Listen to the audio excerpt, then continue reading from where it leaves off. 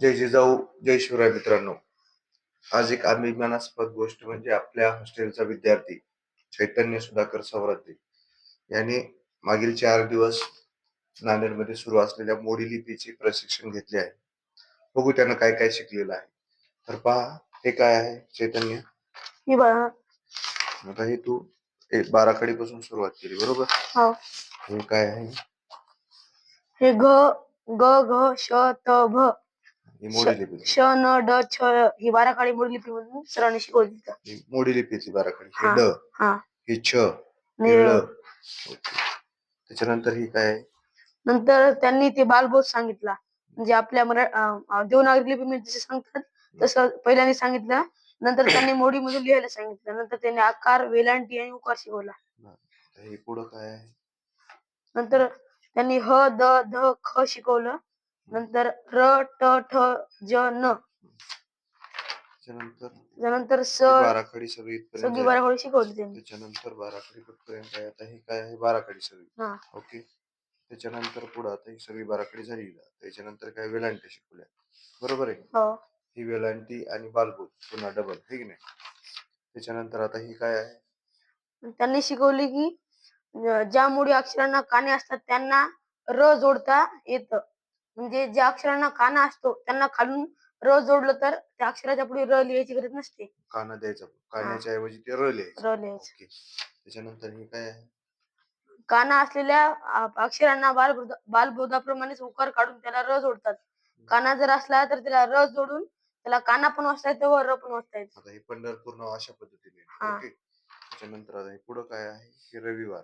आपले जे आपण आता वार असतात ना, रविवार सोमवार असे तसे वार छत्रपती शिवाजी महाराजांच्या काळात कसे म्हणायचे ते त्याने लिहून दिले. काय म्हणतात आता हे रविवार? आता रविवारला भानुवासर आदित्यवासर असे नाव दिले आहे. त्याच्यानंतर आता हे सगळ्या वारांची नाव. त्याच्यानंतर हे काय आहे? हे आपल्या हॉस्टेलच्या मुलांची नावे लिहून मी ते मोडी लिपीमध्ये कन्वर्ट केली आहेत. हॉस्टेलच्या पूर्ण मुलांची यांना नावं लिहिली आणि त्यांनी ही मोडी लिपीमध्ये त्याची नावं लिहून काढली. ओके. त्याच्यानंतर ही काय आहे? ही बाराखडी प्रॅक्टिस केली.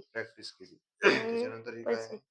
पैसे. हे काय म्हणतात? ही काय 1 ला काय म्हणतात? छत्रपती शिवाजी महाराजांच्या काळामध्ये 1 रुपयाला इही असे म्हणतात. 2 ला इसनने. त्याच्यानंतर हे 1000 पर्यंत. 1000 पर्यंत आहे. 1000ला आलफ म्हणतात. आलफ म्हणतात. हे 1 पासून 100 पर्यंतचे आकडे. त्याच्यानंतर 200, 300, 400, 500 अशा पद्धतीने काय म्हणतात ते सगळं लिहून घेतलं. हे काय आहे?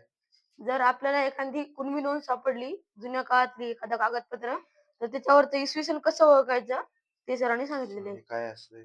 आता हे आहे सीत म्हणजे 6 रुपये.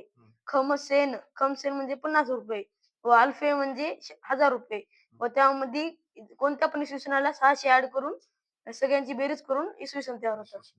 ओके. त्याचे काय पेशवे काळ काय आहे भानगडी? जर आपल्याला जर शिवकालीन कागद ओळखायचा असेल तर पत्राच्या तारखेच्या शेवटी अलिफ म्हणजे 1000 हा शब्द येतो. 16व्या शतकातली. हा. त्यापूर्वीचे बाकीचे संख्यावाचक शब्द असतात. त्यात 600 मिसळले की इसवी सन येते. व पेशवे काळातलं कागदपत्र कसं ओळखायचं? कारण 17व्या शतकातलं. पत्राच्या तारखेच्या शेवटी अलिफ 1000 व त्यापूर्वी मया हे शब्द येतं. त्यापूर्वीचे बाकी संख्यावाचक शब्द असतात. मया म्हणजे 700 रुपये. 700 म्हणजे 17व्या शतकातलं सगळं. ठीक नाही. 16व्या शतकात छत्रपती शिवाजी महाराजांचा काळ, त्याच्यानंतर पेशव्यांचा काळ. हे काय आहे? हे ब्रिटिश कालखंड. नंतर पत्राच्या तारखेच्या शेवटी अलिफ व तत्पूर्वी मयातीन आणि पूर्वी संख्यावाचक शब्द येतात. त्याच्यानंतर आता हे आपल्या हॉस्टेलचं नाव, गाव सगळं त्याने लिहिलेलं आहे. नाव, वर्ग, स्थान म्हणजे के.बी. पाटील हॉस्टेल आणि मूळ गाव कुठलं तर तालुका पूर्णा, जिल्हा परभणी, गाव आलेगाव. शाळा कुठली तर पीपल्स हायस्कूल. हे सगळं त्याने मोडी लिपीमध्ये आतापर्यंत अभ्यास केलाय. 4 दिवसामध्ये एवढं त्याने कव्हर केलेलं आहे. पुढचं प्रशिक्षण येईल त्यावेळेस पुन्हा हा तिथे जाणार आहे. ओके. धन्यवाद.